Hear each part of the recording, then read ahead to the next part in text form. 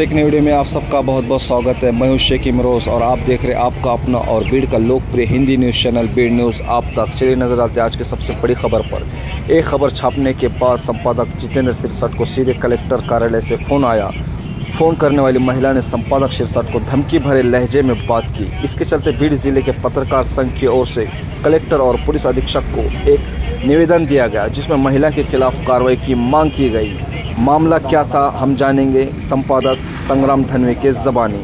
जिल्हाधिकारी कार्यालयामधल्या जिल्हाधिकारी कार्यालयात संबंधित असलेल्या गौण खनिज विभागातील एक बातमी प्रसारित केली होती आणि त्यामध्ये कुठल्याही प्रकारचा नामोल्लेख नसताना, काहीही बदनामीकारक झालेलं नसताना जिल्हाधिकारी कार्यालयातील एक कर्मचारी आहेत कोणीतरी आघाव नावक, आणि त्यांनी काल 4-5च्या दरम्यान जितेंद्र सिरसट यांना फोन करून दम दिला की बाबा तुम्ही मला भेटायला या किंवा मी तुम्हाला बोलवून घेते, अरे तुरेची भाषा केली आणि एक प्रकारे धमकीवाजा तो फोन होता।